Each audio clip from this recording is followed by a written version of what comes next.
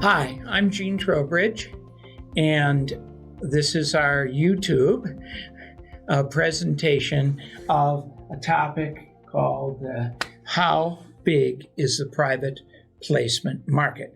Well, the private placement market is what I work in. Our company helps investors who want to pool money from multiple investors and to go out and do some business venture. And we don't want to go to Wall Street. We can't go to Wall Street, so we're going to raise our money privately. And every year the SEC comes out with some statistics because most of this private money is raised through the SEC. And on this chart, I kind of show you where we're going. Is your offering a security? Well, if it is a security, then it's probably because it's a manager-managed entity. And then you go to the securities world. And the securities world, there's a division. You can go over and do public funds, the Regulation A in the public marketplace, regulation crowdfunding, or you can come over here and do private placements. The trick that everyone really wants is to do an offering that's exempt from SEC registration, and that would be a private placement, and that is in Regulation D in the securities laws. So Regulation D are offerings that are exempt from registration, and the SEC is going to give us some statistics on how are we doing in private placements. So these statistics comes from the SEC. It's a long title, the Office of the Advocate for Small Business Capital Formation. And I put the website up there so you can look at the report. It's quite a lengthy report. It has a lot of information in it. And they do it from June to June, July to June, July 1st to the end of June every year. And so this report that was just published covers us up until the end of June in 2021. And what the report says in big chunks is that Regulation D, which I just showed you, offerings that are exempt from full registration at the SEC, was responsible for $2 trillion of money raised in this 12-month period of time. That is more than was raised in new money on Wall Street in the same time, and that's up $200 billion from the previous year. The previous year, it was about $1.8 trillion. Now, what we're talking about is real estate. Real estate offerings are generally done under Regulation D, Rule 506B, or 506C. And you can see that 506B, Regulation D, was responsible for $1.9 trillion of money raised. And the median size of the offering is 1.8 million. And then Regulation 506C, $124 billion, and the median size of their offerings are $850,000. Now, what's the difference between B and C? 506B, you're raising money from people that you know, that you have a pre-existing relationship before you start your offering. 506C, you're going out and advertising to people that you don't know and trying to raise money through advertising and general solicitation. So it's pretty clear that the $1.9 trillion is much bigger than 124 billion. So most of the money that's raised in the private placement market coming through Regulation D is raised in Rule 506B. Now, there's some other ways that we can have money in private placements that don't get registered with the SEC, and one is called Regulation A, Regulation A+. Let you advertise, let you take money from accredited and non-accredited investors, and during this 12-month period of time, Regulation A accounted for $1.7 billion, and the median offering size was 2.3 million. And then there's regulation crowdfunding. Those of you who have heard the word crowdfunding, there's a special rule and a special regulation for crowdfunding, and it's for smaller offerings, but you can advertise like crazy and you can take anyone. There are some rules, but regulation crowdfunding has been around since 2013, and last year that was 174 million, and the median offering size was 130,000. So you can see that Regulation A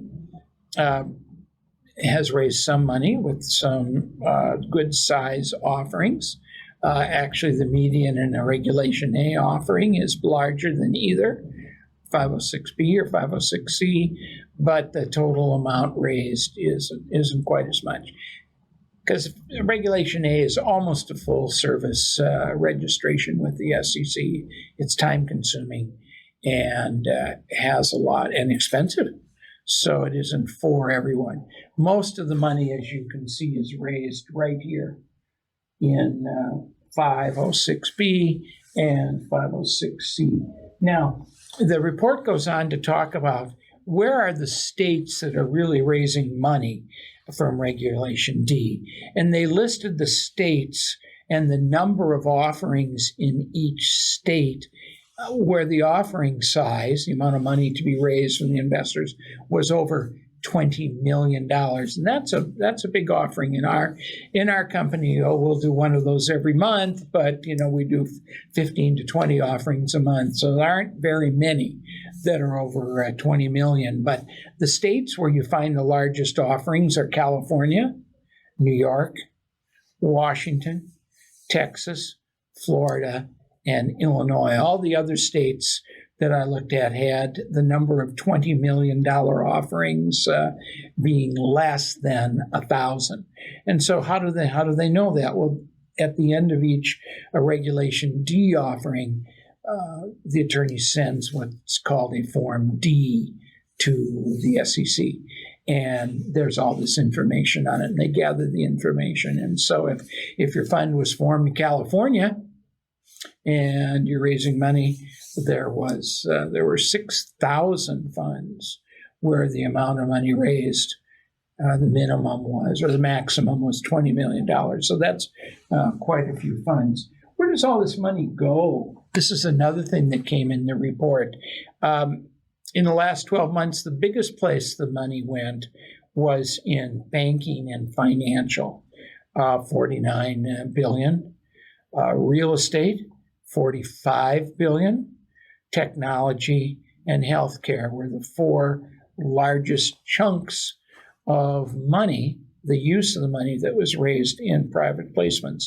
And in the last 12 months, real estate jumped up over technology in the second place.